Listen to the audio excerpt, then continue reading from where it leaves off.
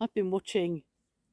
I think I said this as well, but I've just watched a vlog, a video of somebody that I'd not heard of. I think he's an Indian comedian, American Indian comedian.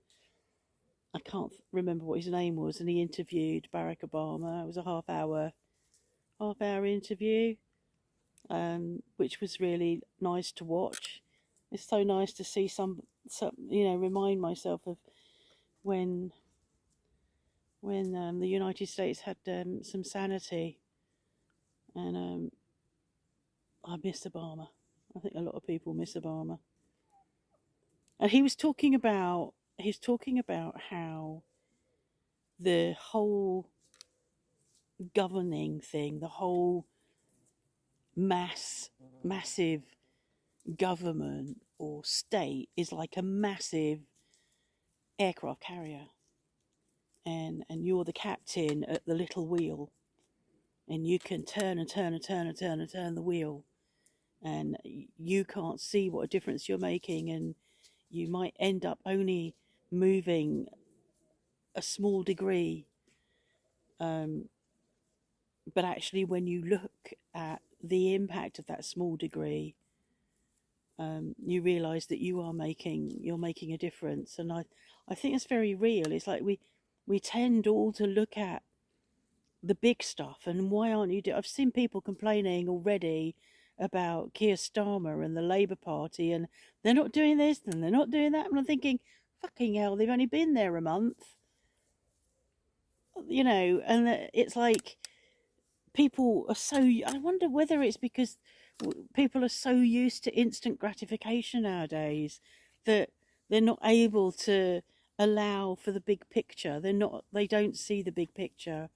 um, and I think that anybody going into government, um, are going to make some moves, are going to do some things that are going to nudge other things and make other things happen. And you hope that the person doing that, or the people doing that, because it's not just one person. It's like, it's not just the prime minister, it's not just the president. There's a whole group of people that our experts, one hopes, in their field, um, who are being delegated to, or are nudging another bit and nudging another bit, and all of that takes time for that to get that momentum going. When um, it's a new regime, a new party. I can't think what you call it in America, but I think ultimately you want to see some progress, but the progress will be slow. It can't be instantaneous, and I'm hopeful. I'm still hopeful. I've read a couple of comments from people I've responded to who don't agree with how I feel. I'm not going to respond to them any longer because we're just banging our heads against each other, and that's a bit pointless. Um, so I'm going to carry on feeling and believing what I believe, and they can carry on, and they know more than I do. I accept that they know more than I do, um, but I do wonder how much of what I'm seeing, and the stuff that I'm seeing, is coming out of Fox News, who are owned by Murdoch, or were owned by Murdoch. And Murdoch, for those of you who don't know, is the newspaper owner, owns a lot of newspapers and owns this and owns that. He's an Australian guy. And he is the one that you often see in a Facebook meme, sitting at a table with a pile of cookies, and there's two people sitting either side, and he's saying, watch out, that foreigner's stealing your cookies, and the pile of cookies are in front of him. So he is the one steering all this crap, and steering all the hate, and steering all the stories that make people angry, and pushing forward all the myths. And there will be myths. I don't know what the myths are. I'm not a soothsayer. I'm not, I can't see what's real and what isn't any more than anybody can. But I do look at stuff and think, yeah, how much of that is true? Um, but he'll be pushing all of that. He'll push that agenda.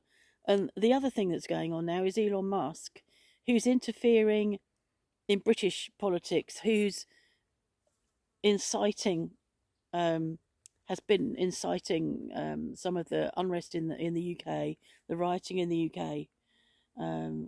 Getting involved with that, and there are people around that are wanting to forward their agenda, and they'll give you all that crap to get you to be on their side. And I think it's important to have a think about what might be real and what might not be. And like I said, I don't know what's real and what isn't any more than anybody else does. Um, Talking about the rioting in the UK, it was very heartwarming last night to see masses of counter protest people coming out in the big cities, in Birmingham, in Brighton, in Bristol, in Wolverhampton, masses of people. And there was an overhead shot of this mass of people who'd come to say, no, this isn't what we want. And there were five right wing Nazi thugs being protected by the police. And that type of thing was happening in many of the cities in the UK yesterday. So I thought it was very brave of the counter protesters to come out, because what I saw on television a couple of days ago was very frightening. And I think to go out and fight back, peacefully fight back, is very brave. But disgusted that there were people setting fire to a hotel, trying to burn asylum seekers that were in the hotel.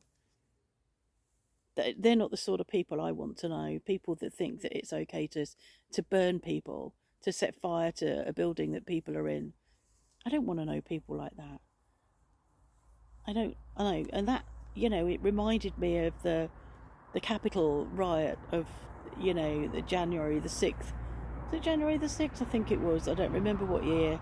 It reminded me of watching that. I watched that being live streamed on TV and was horrified at the level of violence and insurrection and the thuggery.